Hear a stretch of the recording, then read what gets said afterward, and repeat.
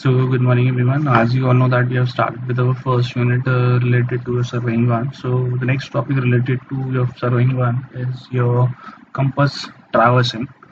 Uh, in the previous lecture we have seen that generally in surveying we do linear measurements with the help of chain and tape, and for better accuracy in order to locate any object we also need compass, the direction of that particular point. For that we require compass.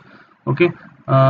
So compass is generally, the work of compass is generally done with the method which is called as traversing. So first you need to understand what is traversing. So in chain surveying what we generally used to do is to we generally consider an area which need to be surveyed, and then we divide it into number of triangles. Okay. This is suitable for what? For some small area where it is a fairly level ground. But when the area is large, undulated and crowded with many details, triangulation is not possible. So when there is uh, conditions on the field, like it is very large area, it is undulated, it is not a fairly level ground, it is crowded with many details, so in that case you cannot adopt triangulation method. For that you will have to adopt traversing method. So in traversing what generally we do is that we connects number of survey lines. Suppose this is your first point, this is your second point, this is your third point, suppose this is your fourth point, this is your fifth point, this is your sixth point. So what we have to do, we have to connect these points 1 2 3 4 5 and 6. So what you are generally doing is that basically you are connecting number of survey lines. So if you are connecting number of survey lines, then it is called as a traverse. So there are two conditions of traverse. It can be an open traverse, it can be a closed traverse. Suppose this is your starting point, and as you can see that the starting point and the end point is coinciding with each other. So in that case, that is the condition of a closed traverse. As you can see that it is starting from A and ultimately it is coming back to A. So it is a condition of what? A closed traverse. So depending upon the area which need to be surveyed, we have to choose the traverse type. Suppose you have to draw a survey along a river, then in that case you will have to what? Start from this point, continue. Okay, so in this case what will happen, your last point and your first point is not coinciding with each other, and this is the condition of a open traverse. Okay, so these are the two conditions of your traverse. So in generally compass surveying we will have to adopt these method only, traversing only. Okay, so what it is saying that it in traversing a framework consists of number of connected lines. So as I've told you, it is consisting of number of connected lines. The length are measured by the chain or tape. So in case you have to measure AB, BC, CD, you will have to use chain or tape for the measurement of linear measurement. And then what it is saying that, and the direction identified by the angle measuring instrument. So by the angle which has been measured, the angle is measured with the help of compass. Basically we have two type of compass in surveying. One is your prismatic compass and one is your surveyor compass. So we'll discuss about that in the later slides.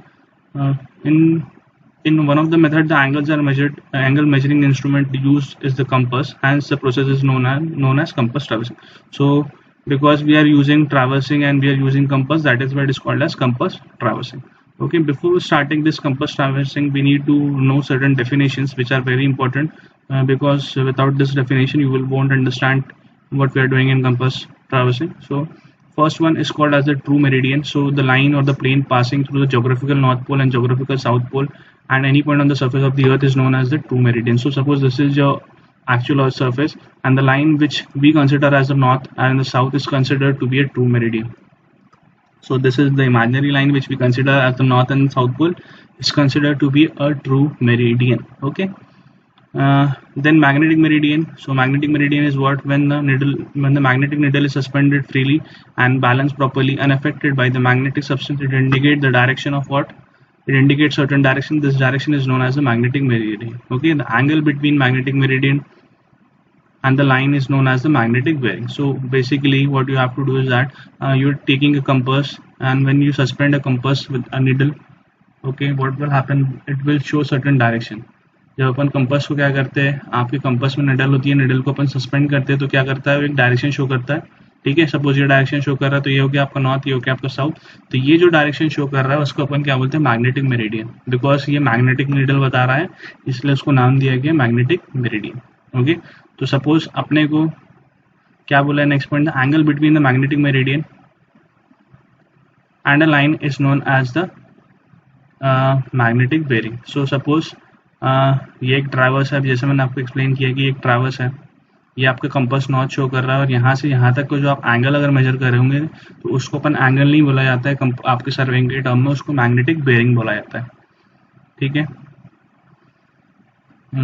next arbitrary meridian, suppose we have to do a surveying in a small area and we don't have any compass, so we'll assume certain direction। अपन क्या कर रहे हैं, direction assume कर लेंगे कि ये आपका north है, ये आपका साउथ पोल है, और उसके अकॉर्डिंगली अपन एंगल मेजर करना स्टार्ट करेंगे, तो उसको बोलेंगे अपन आर्बिट्ररी मेरिडियन। इसके लिए अपने पास कोई प्रूफ नहीं है, इसको अपन ने साइड पे अज्यूम किया है, तो ये आपका आर्बिट्ररी मेरिडियन हो गया। Now magnetic bearing, designation of magnetic bearing, this is very important, ये बहुत ही ज़्यादा इंपॉर्टेंट है, ये आपको समझना चाहिए। मैग्नेटिक बेरिंग बेसिकली क्या होती है, दो टाइप की होती है, एक होल सर्कल बेरिंग होती है, एक क्वाड्रेंटल बेरिंग होती है। ठीक है, अब होल सर्कल बेरिंग किसको बोल रहे हैं, क्वाड्रेंटल बेरिंग किसको बोल रहे हैं, ये समझो। देखो ये आपका नॉर्थ पोल है, ये आपका कंपास शो कर रहा है नॉर्थ। ठीक है, this is your north, this is your south, this is your east, this is your west. देखो सपोज आपकी जो लाइन है वो सपोज यहाँ कहीं तो भी आ रही है, तो आपको होल सर्कल बेरिंग किसको बोला जाता है कि हमेशा अपन जो भी एंगल मेजर करेंगे वो कहाँ से करेंगे, नॉर्थ में। अगर इस साइड में आ रही है तो अपन को उसको कहाँ से मेजर कर रहे हैं, नॉर्थ से मेजर कर रहे हैं, θ1। सपोज लाइन इधर आ रही है, अगेन एंगल अपन मेजर कहाँ से करेंगे, उसको नॉर्थ से ही करेंगे, तो ये क्या होगा आपका θ2। अगेन अगर यहाँ पे भी लाइन आ रही है तो उसको अपन एंगल कहाँ से मेजर कर रहे हैं, नॉर्थ से ही मेजर कर रहे हैं, तो ये क्या होगा आपका θ3। वैसे अगर ऊपर भी लाइन आ रही है तो अगेन एंगल कहाँ से मेजर करेंगे, नॉर्थ से, ये हो गया आपका θ4। तो हमेशा होल सर्कल बेरिंग में आपका जो एंगल मेजर किया जाता है वो कहाँ से मेजर किया जाता है, नॉर्थ से मेजर किया जाता है। वो कहाँ से स्टार्ट होगा, 0 से 90 तक हो सकता है। ठीक है, 0 से 180 तक हो सकता है, 0 से 270 तक हो सकता है, या फिर 0 से 360 तक हो सकता है। तो that is nothing but your whole circle bearing, इसी को अपन क्या बोलेंगे, होल सर्कल बेरिंग। अब क्वाड्रेंटल बेरिंग में क्या होने वाला है, क्वाड्रेंटल बेरिंग में अपन उसको क्या कर रहे हैं, एंगल कहाँ से मेजर करने का है। Suppose this is your north south,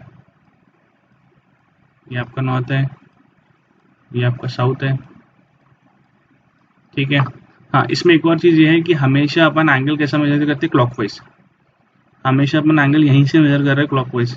ठीक है, एंटी क्लॉकवाइज नहीं मेजर किया जाता है होल सर्कल बेरिंग में। अब यहाँ पे देखो क्वाड्रेंटल बेरिंग में क्या हो रहा है, सपोज एंगल यहाँ पे आपकी लाइन यहाँ पे आ रही है, तो आप क्या करेंगे, या तो देखो क्वाड्रेंटल बेरिंग में दो जगह से एंगल मेजर किए जाते हैं, या तो नॉर्थ से या तो साउथ से। It can be clockwise, it can be anti clockwise, हो सकता है क्लॉकवाइज हो सकता है एंटी क्लॉकवाइज हो। और नॉर्थ और साउथ कैसे चूज करना है कि कौन से पोल के पास में आपकी लाइन आ रही है। सपोज ये वाले केस में देखो, ये वाली जो लाइन है आपकी नॉर्थ पोल के पास में आ रही है, तो एंगल कहाँ से मेजर करेंगे, यहाँ से। ठीक है, तो ये जो एंगल होगा उसको अपन डिनोट भी कैसे करेंगे, नॉर्थ θ1 ईस्ट।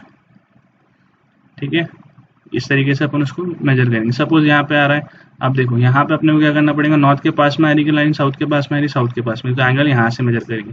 तो हो सकता है क्लॉकवाइज हो सकता है एंटी क्लॉकवाइज हो।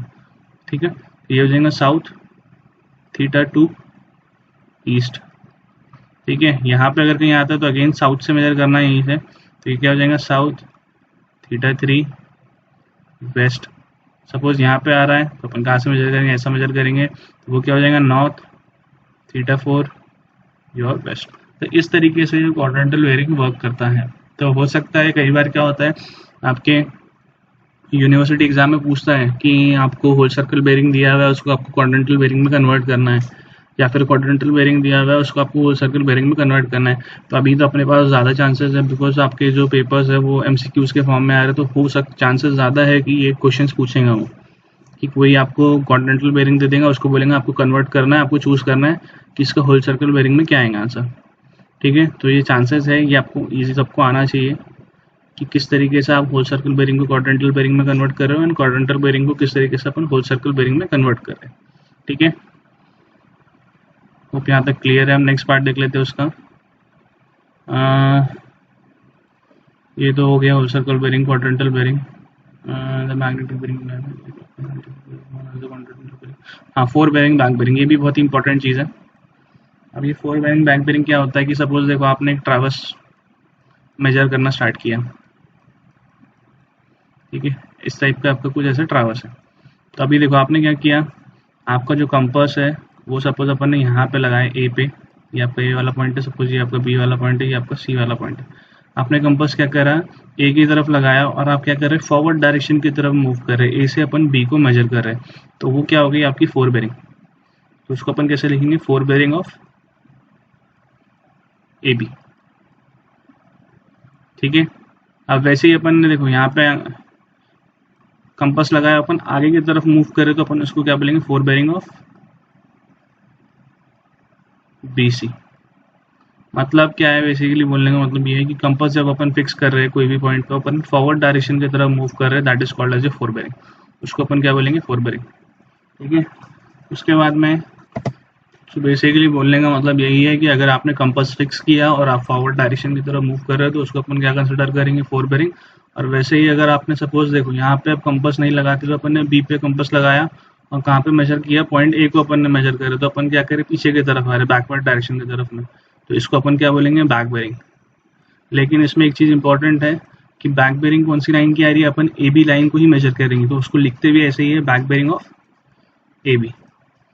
ठीक है, वैसे ही आपने अगर कंपास सी पे लगाया और आपने क्या करा, बैक की तरफ मूव किया, सी से अपन बी को मेजर करें तो उसको अपन क्या लिखेंगे, back bearing of C, sorry B C.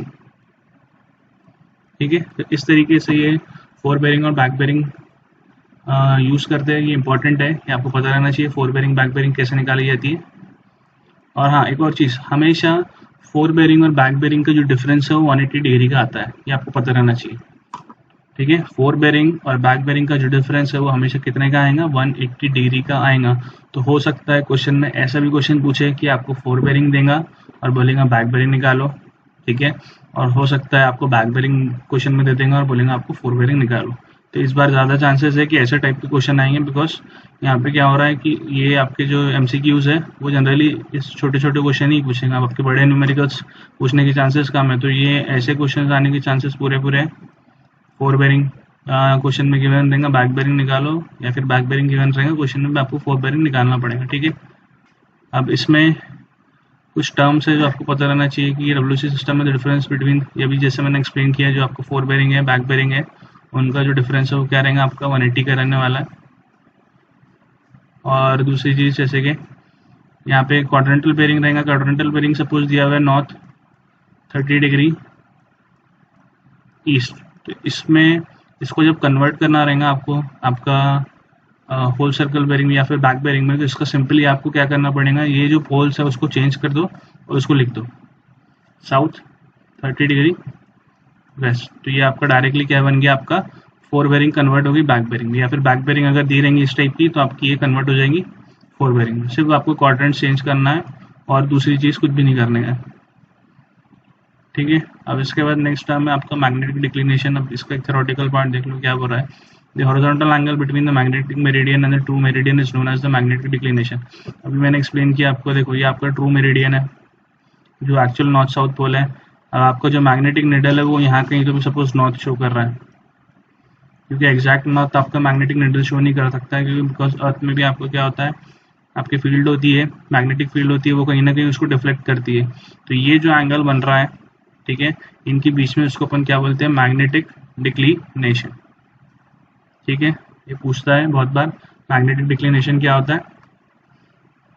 When the north end of the magnetic needle is pointed toward the west side, the true meridian, the position is termed as the declination toward west. अब देखो जैसे कि waste की तरफ decline है, ठीक है, ये साइड में अपना वेस्ट आ रहा है, ठीक है, तो वो क्या बोलेंगे अपन उसको, डिक्लिनेशन टुवर्ड वेस्ट। वैसे ही ईस्ट की तरफ डिक्लिनेशन आ रहा है तो उसको अपन डिक्लिनेशन टुवर्ड्स ईस्ट बोलेंगे। ठीक है, उसके बाद next dip of magnetic needle. If the needle is not perfectly balanced before magnetization, it does not remains in the balanced position after it has been magnetized. This is due to the magnetic influence of the earth. The needle is found to be inclined towards the pole. The inclination of the needle with the horizontal is known as the dip of the magnetic needle. Basically ये भी वही है कि अगर आपने क्या करा है, आपकी जो निडल है उसको परफेक्टली बैलेंस नहीं किया बिफोर मैग्नेटाइजेशन, तो उसमें क्या होगा, आपकी अर्थ में मैग्नेटिक फील्ड उठती है, ठीक है, तो वो अर्थ की मैग्नेटिक फील्ड की तरफ से वो पोल की तरफ क्या करेंगे, डाइवर्ट करेंगे। ठीक है, वो पोल की तरफ जो डाइवर्ट हो रहा है, अगर उसके साथ में अगर अपन हॉरिजॉन्टल एंगल अगर आप मेजर करोगे तो उसको अपन क्या बोलेंगे, dip of the magnetic needle. ठीक है, तो हॉरिजॉन्टल के साथ में इंक्लिनेशन क्या आ रहा है उसको अगर आप मेजर करोगे और वो जो भी वैल्यू आ रही है उसको अपन क्या बोलेंगे, डेप्थ ऑफ मैग्नेटिक नीडल। ठीक है, अब इतना डिटेल में मत समझो उसको, सिर्फ इतना आपको पता रहना चाहिए।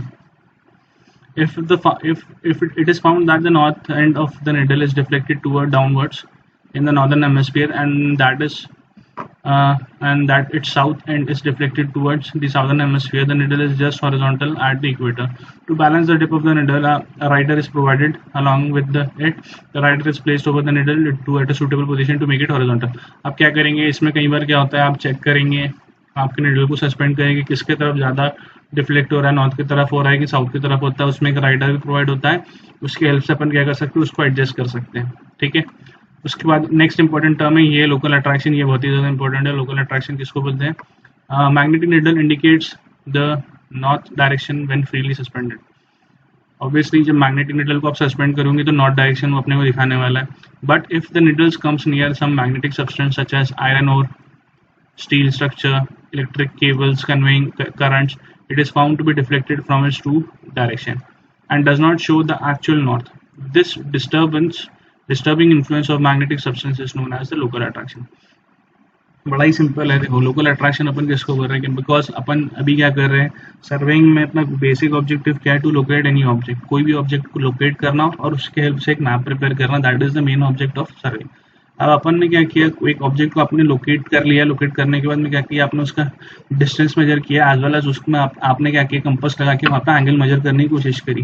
एंगल मेजर करने के लिए अपन जब जा रहे हैं तो अपने को मालूम है कि आपका जो आपका कंपास है वो ट्रू नॉर्थ डायरेक्शन शो करने वाला है with the help of freely suspended needle. ठीक है, अब क्या होने वाला है, बिकॉज वहाँ पे हो सकता है कि ऐसा कोई स्ट्रक्चर हो, कोई आयरन और सब्सटेंस हो या स्टील स्ट्रक्चर हो, इलेक्ट्रिक केबल्स हो जिसमें से करंट पास हो रहा हो, तो उसके वजह से कहीं ना कहीं आपकी जो निडल है वो थोड़ी सी वो डिस्टर्ब होंगी, प्रॉपरली ट्रू डायरेक्शन नहीं शो करेंगी। वो ट्रू डायरेक्शन नहीं शो कर रही, इसीलिए वो जो डिस्टर्बिंग इन्फ्लुएंस है उसको अपन क्या बोलते हैं, that is called as local attraction. तो ये पॉसिबल है कि ऐसा हो सकता है कि आप जहाँ पे साइड पे आप काम कर रहे हो कंपास लेके, वहाँ पे क्या हो, ऐसा स्टील स्ट्रक्चर हो या फिर इलेक्ट्रिक केबल्स हो जो करंट पास कर रहे हैं, उसके वजह से आपकी जो निडल है वो कहीं ना कहीं हो सकती है बराबर आपका डायरेक्शन शो नहीं करे। ठीक है, तो ये जो इन्फ्लुएंस होता है आपका मैग्नेटिक नॉर्थ पे, उसी को अपन क्या बोलते हैं, मैग्नेटिक सब्सटेंस का, इसी को अपन क्या बोलते हैं, that is called as local attraction. ठीक है, to detect the presence of local attraction, अब ये अपन पता कैसे करेंगे कि आपकी फील्ड पे लोकल अट्रैक्शन है कि नहीं है, उसके लिए अपन क्या करते हैं, मैंने अभी आपको बताया कि आपका जो फोर बेरिंग और बैक बेरिंग उनका डिफरेंस कितना होता है, 180 डिग्री का होता है। तो आपने क्या करना है, डिफरेंस निकालना है फोर बेरिंग का, बैक बेरिंग का। ठीक है, if the difference of the fore bearing and the back bearing is exactly 180, then there is no local attraction. मतलब क्या है, एग्जैक्टली अगर डिफरेंस 180 का आ रहा है मतलब कोई भी लोकल अट्रैक्शन नहीं है। If the fore bearing and back bearing of the line do not differ by 180 degree, मतलब उनका जो डिफरेंस है 180 का नहीं आ रहा है, then the needle is said to be what, affected by local attraction. मतलब क्या है, वहाँ पे उस पर्टिकुलर जगह पे आपका लोकल अट्रैक्शन प्रेजेंट है, उसको आपको क्या करना पड़ेगा, करेक्ट करना पड़ेगा। To compensate for effect of local attraction, the amount of error is found out and equally distributed between the fore bearing and back bearing of the line. अब क्या करेंगे आप, कितने से एरर आ रहा है, सपोज 1 डिग्री का एरर आ रहा है, तो उसको आपको क्या करना पड़ेगा, दोनों में, फोर बेरिंग में आधा दे दो 30 मिनट्स, फोर बेरिंग में और बैक बेरिंग में भी आप 30 मिनट्स दे दो, दोनों में डिस्ट्रीब्यूट कर दो आधा आधा, इस तरीके से उसको कंपनसेट किया जाता है। ठीक है, तो ये क्लियर है शायद आपको लोकल अट्रैक्शन। नेक्स्ट पार्ट देखते हैं, प्रिंसिपल ऑफ कंपास सर्विंग देख लेते हैं। The principle of compass surveying is traversing. अपन कंपास सर्विंग में ट्रैवर्सिंग यूज करने वाले तो डिस्कस कर चुके अपन, which involve series of connected line. The magnetic bearing of the lines are measured by prismatic compass.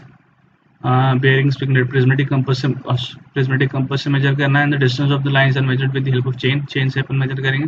Such survey does not require any formation of network of triangles, इसमें कोई triangles की जरूरत नहीं पड़ने वाली है। Compass survey is recommended when the area is large, ये तो अपन एक्सप्लेन किए।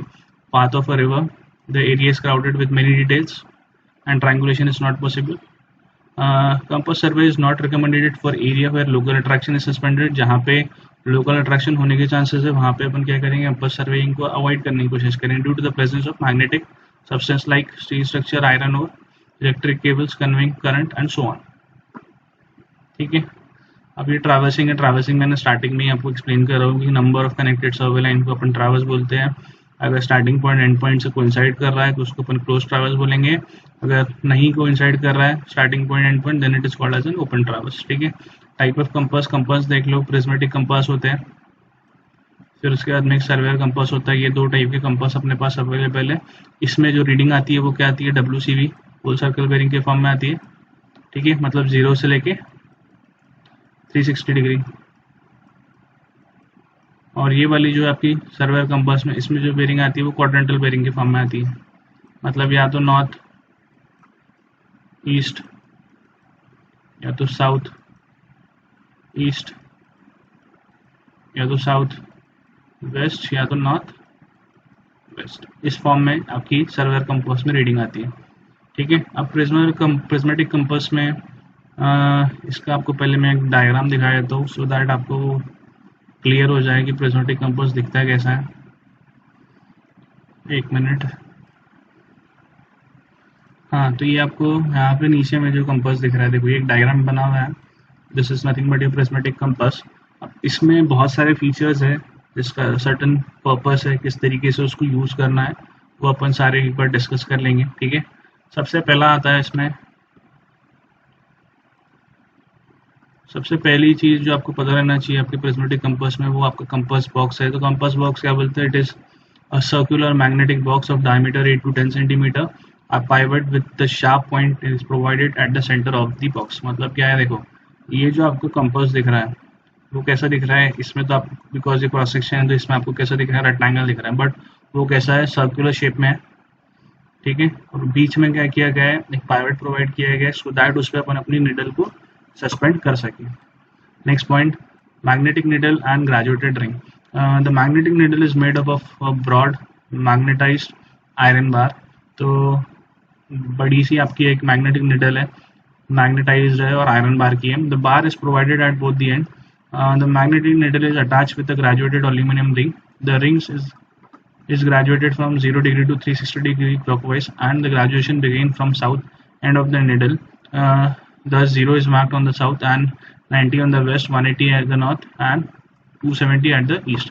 अब देखो नेक्स्ट चीज क्या आ गया है, इस निडल में क्या करा गया है, इस तरीके की ऐसी निडल आपकी बनाई गई है बड़ी सी। ठीक है। और निडल के आजू बाजू में क्या किया है, ग्रेजुएशन रिंग दी हुई है, जिसके ऊपर में आपके एंगल्स लिखे हुए हैं। मतलब क्या है, साउथ पे लिखा हुआ है 0। ठीक है। और ऐसे तरीके से उसको मार्क किया हुआ है, साउथ पे 0। अब ये ग्रेजुएटेड रिंग पे आपके पूरे एंगल्स मेजर किए, 0, 10 degree, 20 minute, 30 degree, 40 degree, 50 degree and up to 360 degree, ऐसा उसमें पूरे ग्रेजुएशन मार्क है। तो जैसे जैसे वो निडल सस्पेंड होती है वैसे वैसे आपका एंगल मिलता है अपने को, और उसको मेजर करना पड़ता है with the help of this prism. ठीक है। अब इसमें एक क्वेश्चन ये पूछा जा सकता है, बिकॉज साउथ में अपन 0 डिग्री मार्क कर रहे हैं, नॉर्थ पे क्यों नहीं मार्क कर रहे हैं, बिकॉज ये प्रिज्म में अपने को क्या दिखने वाला है, देखो इसको अगर यहाँ 0 मार्क करेंगे तो प्रिज्म में आपको उल्टा दिखता है। ठीक है। तो एंगल अपने को क्या मिलेंगे, एग्जैक्ट एंगल मिलेंगे, इसीलिए उसको साउथ में 0 मार्क किया गया है इंस्टेड ऑफ नॉर्थ। ठीक है, क्योंकि उल्टा दिखता है उसमें। तो ये वाला पार्ट ठीक है। नेक्स्ट पार्ट देख लेते हैं, मैग्नेटिक निडल के अलावा क्या है, साइटिंग वेन एंड प्रिज्म। अब देखो साइटिंग वेन एंड प्रिज्म का क्या है, मैं आपको डायग्राम में दिखा देता हूँ। यहाँ पे सामने में दिख रहा हूँ आपको कि देखो ये साइटिंग वेन है। तो साइटिंग वेन कैसी होती है, ऐसी मेटल की लाइन होती है जिसमें हॉर्स एयर आपको प्रोवाइडेड होता है। सपोज आपको ये एक रेंजिंग रॉड को बाइसेक्ट करना है, तो आप क्या करोगे, एग्जैक्टली ये जो लाइन है आप आपकी रेंजिंग रॉड से मिलाओगे, तो ये होगी आपकी साइटिंग वेन। जैसे ही आपका साइटिंग वेन हो गया फिक्स, आपको क्या करना है, इस प्रिज्म में आपको क्या करना है, देखना है और प्रिज्म में क्या आपका एंगल आ रहा है वो आपको मेजर करना है। तो हो सकता है एंगल सपोज आए 30 डिग्री। ठीक है। और दूसरी चीज़ एक और है कि इसका जो आपका लीस्ट काउंट है वो 30 मिनट्स का है। ठीक है। तो आप क्या मिनिमम जो एंगल आप मेजर कर सकते हो वो 30 मिनट्स का हो सकता है। ठीक है। तो ये आपके साइटिंग वेन एंड प्रिज्म हो गए। डार्क ग्लासेस, अब यहाँ पे साइड में आप देखेंगे कि ये यहाँ पे ग्लासेस भी है, red glasses and blue glasses. ठीक है। तो ये डिपेंडिंग अपॉन द कंडीशन उसको यूज किया जाता है। Dark glasses are provided with the prism. The red glass is meant to sight object at the night. तो रेड वाला कहाँ पे कब यूज करेंगे, नाइट के टाइम में यूज करते हैं। And blue glass is to reduce the strain on the observer in the bright day. तो अगर बहुत ही ज़्यादा सनी डे है तो in that case blue glass generally use किया जाता है। तो दो कलर के अपने पास ग्लासेस है वो जनरली यूज करते हैं। फिर उसके बाद होता है एक एडजस्टेबल मिरर। अब एडजस्टेबल मिरर कहाँ दिया हुआ है, ये यहाँ पे दिया हुआ है एडजस्टेबल मिरर। दे देखो ये एडजस्टेबल मिरर का के लिए दिया जाता है, देखो सपोज आपका ये प्लेन ग्राउंड है यहाँ पे, तो आप इजीली मेजर कर लोगे क्योंकि इजीली आपको साइटिंग वेन से ये आपकी रेंजिंग रॉड दिख रही है। लेकिन हो सकता है कि बिकॉज इसमें देखो कोई भी ऊपर करने का अरेंजमेंट नहीं है, ये आपका प्लेन ऐसे ही रखे रहने वाला है, ठीक है। तो अपने को अगर ऐसी सिचुएशन आ गई कि जहाँ पे आपका एक ऐसा हिली एरिया आ गया और आपका कंपास यहीं रखा हुआ है, तो आप तो यहाँ पे मेजर ही नहीं कर पाओगे। तो उसी के लिए ये आपका ये एडजस्टेबल मिरर दिया हुआ है, सो दैट आप उसको थोड़ा बहुत एडजस्ट करो और वो एडजस्टेबल मिरर पे आपकी ये रेंजिंग रॉड की इमेज दिखती है, ठीक है, और उसके अकॉर्डिंगली आप उसमें एंगल मेजर करते हो, ठीक है। नेक्स्ट आपका ब्रेक पिन भी जनरली प्रोवाइड किस लिए होता है, यहाँ पे नीचे में आप देखेंगे कि यहाँ पे एक ब्रेक पिन प्रोवाइडेड है, बिकॉज क्या होता है आपकी जो निडल है वो कंटिन्यूसली सस्पेंडेड है, तो वो क्या होती है हिलती रहती है, बहुत ज़्यादा हिलती रहती है, ये ब्रेक पिन है। तो उसको रोकने के लिए क्या क्या किया जाता है, एक ब्रेक पिन प्रोवाइड किया गया, जैसे आप प्रेस करोगे तो वो आपकी जो ऑसिलेशन है उसका रुक जाएगा, वो जो हिलना है वो बंद कर देंगी, तो उसके लिए आपको ये ब्रेक पिन प्रोवाइड किया गया, एंगल मतलब रीडिंग मेजर करने के लिए। Next is your lifting pin. A lifting pin is provided just below the sighting pin. When the sight pin is folded, it presses the lifting pin, and the lifting pin then lift the magnetic needle out of the pivot to prevent the damage of the pivot head. ठीक है। अब क्या हो रहा है देखो, next last वाला जो है वो क्या है आपकी लिफ्टिंग पिन। जैसे ही आप इसको बंद करोगे ये वाले पॉइंट को, तो वो क्या करेगा आपका जो लिफ्टिंग पिन जो मैग्नेटिक नीडल को वो आपके पाइवट से हटा देता है, ठीक है। बेसिकली ये जैसे आप क्लोज करोगे तो ये तब ये लिफ्टिंग पिन वर्क करती है, ओके।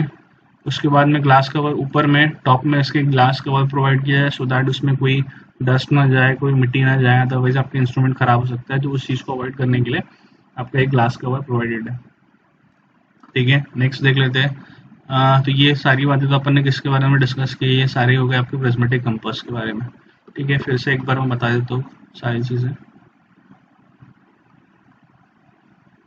सबसे पहला था आपका compass box generally circular compass box है, जिसमें आपका पूरी बेसिकली ये हाउसिंग है, जिसमें आपका पूरा अरेंजमेंट किया गया है।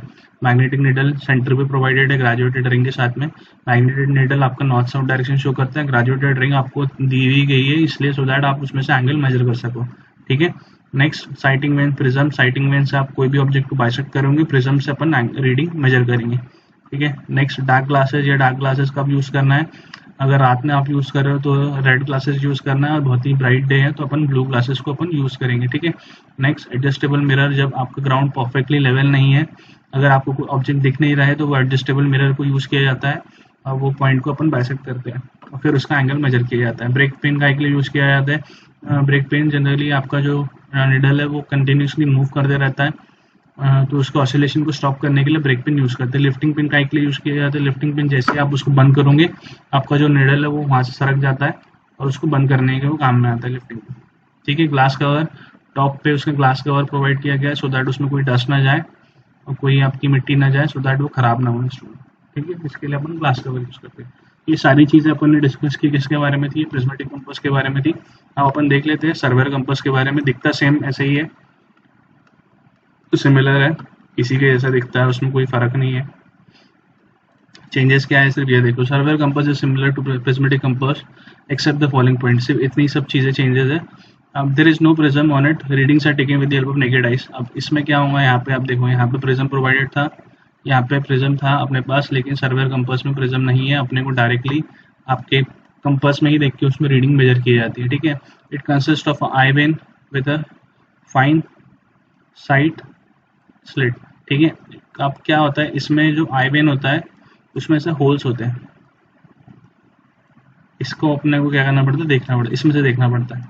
तो वही बोल रहा है, it consist of I when with a fine side slit, okay. Next, the graduation aluminium ring is attach with the circular box, it is not fix with the magnetic needle. अब इसमें क्या हो रहा था, देखो ये वाले में क्या हो रहा था, प्रिज्मेटिक में आपकी ये ग्रेजुएटेड रिंग थी, मतलब आपका नीडल था, इसी के साथ में आपका जो सर्कल था वो अटैच था।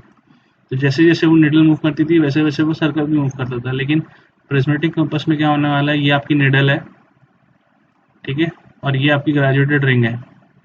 जो ग्रेजुएटेड रिंग है वो किससे फिक्स है, आपके कंपास बॉक्स से फिक्स है। तो ये रिंग के साथ में आपकी ये रिंग मूव नहीं करती, ग्रेजुएटेड रिंग। ये हम निडल का यहाँ भी मूव करेंगे, उसके अकॉर्डिंग अपन उसका एंगल मेजर करेंगे। ठीक है, the needle moves freely over the pivot, needle freely move करती है पाइवट पे, the needle shows the reading on the graduated ring. जैसे ही आपकी रिंग मूव करेंगी, आपकी निडल मूव करेंगे, उसके बेसिकली हेल्प से अपन क्या करेंगे, आपका एंगल मेजर करेंगे। ठीक है, the ring is graduated from 0 to 90 degree, मैंने एक्सप्लेन किया था।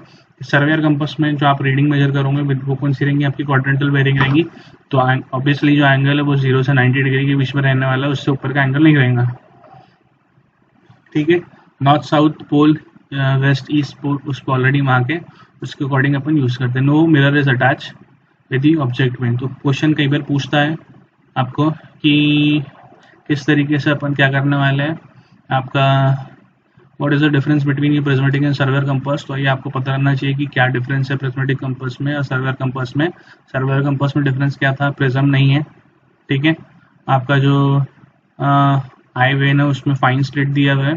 ठीक है, आपकी जो रिंग होती है ग्रेजुएटेड रिंग, वो आपके निडल से अटैच नहीं है, बॉक्स के साथ अटैच है। ठीक है, निडल फ्रीली सस्पेंड करके मूव करता है और अकॉर्डिंगली अपन एंगल मेजर करते हैं from 0 to 90 degree. Quadrantal bearing में एंगल आता है, उसमें होल सर्कल, इसके पहले वाले प्रिज्मेटिक कंपास में होल सर्कल बेयरिंग के फॉर्म में आ रहा था। ठीक है, एज वेल एज यहाँ पे कोई मिरर भी प्रोवाइडेड नहीं है। तो ये सारे डिफरेंस हो गए आपके बिटवीन ये प्रिज्मेटिक एंड सर्वेयर कंपास। अब टेम्परेरी एडजस्टमेंट, हाँ अब ये बहुत ही इंपॉर्टेंट चीज़ है। जब भी इंस्ट्रूमेंट आप फिक्स करोगे, अभी मैंने आपको एक्सप्लेन किया था ट्रैवर्सिंग में अपने को क्या करना पड़ता है, एक पॉइंट से आपको दूसरा पॉइंट मेजर करना पड़ता है, दूसरे पॉइंट से तीसरा पॉइंट मेजर करना पड़ता है एंड सो ऑन। तो आपको क्या करना पड़ेगा, इंस्ट्रूमेंट आपको शिफ्ट करना पड़ेगा, ए से डी पे शिफ्ट करना पड़ेगा, बी से सी पे शिफ्ट करना पड़ेगा, सी से डी पे शिफ्ट करना पड़ेगा। ठीक है, तो जितने बार आप शिफ्ट करोगे उतने बार अपने को क्या करना पड़ता है, ये टेम्परेरी एडजस्टमेंट करनी पड़ती है। ठीक है, अब ये टेम्परेरी एडजस्टमेंट में क्या करने का है ये देख लो। सबसे पहले fixing with the compass with the tripod stand. तो कंपास जनरली एक्यूरेट मेजरमेंट के लिए अपन क्या करते हैं, ऐसा एक ट्राइपॉड होता है। ट्राइपॉड देखोगे आप लोग ने कैमरा वैमरा के लिए यूज होता है, तो उसमें एक ट्राइपॉड प्रोवाइडेड है, इसके ऊपर अपन अपने कंपास को रखते हैं। ठीक है, अ tripod stand is placed at the required station with its legs apart. अब ये जो ट्राइपॉड स्टैंड है उसको अपन अपने हाइट के हिसाब से एडजस्ट कर सकते हैं। ठीक है, और ये बेसिकली स्टेबिलिटी प्रोवाइड करता है कंपास को, so that we can do the measurement accurately. ठीक है, नेक्स्ट सेंटरिंग। सेंटरिंग मतलब क्या होता है कि अब देखो पॉइंट ए पे अपने को क्या करना है, इंस्ट्रूमेंट फिक्स करना है। तो पॉइंट ए जो है वो ग्राउंड पे है।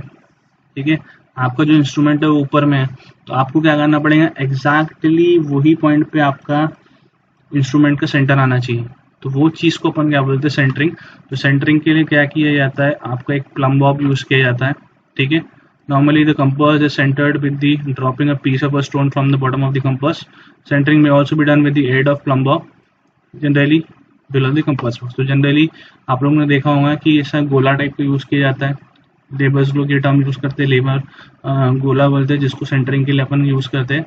तो अगर अपने पास प्लम बॉब अवेलेबल नहीं है तो अपन ऐसे केस में एक छोटा सा स्टोन को ड्रॉप करेंगे। वो छोटा सा स्टोन अगर एग्जैक्टली ए पे ड्रॉप कर रहा है तो अब वो इंस्ट्रूमेंट को अपन एग्जैक्टली फिक्स करेंगे। ठीक है, अगर आपने स्टोन ड्रॉप किया, सपोज ए पे नहीं गिर रहा है, आजू बाजू गिर रहा है उसके, तो उसको क्या करना पड़ेगा, आपको लेग को एडजस्ट करना पड़ेगा जब तक वो एग्जैक्टली ए पे ना गिरे। ठीक है, तो इस तरीके से सेंटरिंग होंगी। Next levelling. अब जब भी ऑब्जर्वेशन कर रहे हो तो ऑब्जर्वेशन करने के लिए एक सर्टन रूल है कि आपका जो लाइन ऑफ साइट हो वो परफेक्टली कैसा होना चाहिए, हॉरिजॉन्टल होना चाहिए। तो उसके लिए ये चीज़ ज़रूरी है कि आपका जो इंस्ट्रूमेंट है वो परफेक्टली लेवल है कि नहीं है।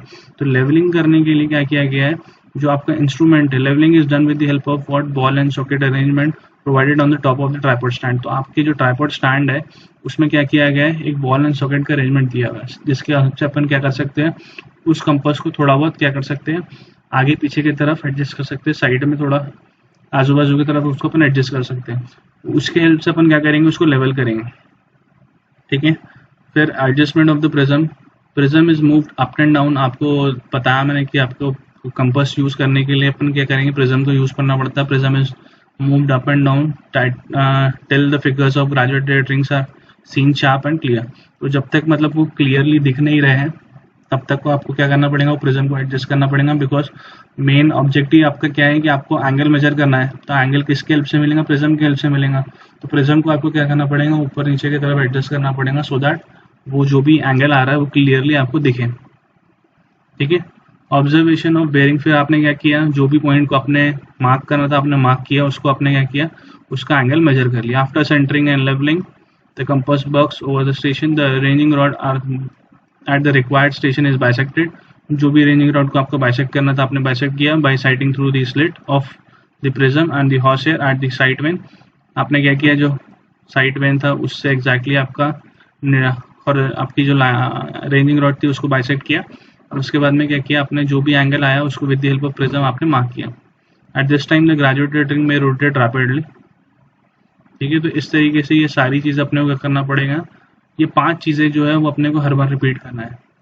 जितनी बार आप इंस्ट्रूमेंट को शिफ्ट करोगे उतनी बार ये चीज़ें अपने को करना पड़ेगा. Temporary adjustment, fixing of the compass with the tripod stand, ठीक है, centring, levelling, adjustment of prism and observation of bearing. ठीक है, तो ये 5 चीज़ें जितनी बार आप इंस्ट्रूमेंट को शिफ्ट करोगे उतनी बार आपको परफॉर्म करना पड़ेगा. ओके, तो यहीं पर ही अपन रुकते हैं. यहाँ पे इसका थ्योरेटिकल पार्ट खत्म होता है, इसके बाद इसका न्यूमेरिकल पार्ट है और नेक्स्ट क्लास में अपन डिस्कस कर लेंगे पूरा एक ही बार में. और तो वहाँ पे आपका सेकंड चैप्टर जो है आपके फर्स्ट यूनिट का वो कंप्लीट हो जाता है, फिर अपन नेक्स्ट यूनिट पे अपन मूव करेंगे. Okay, thank you so much.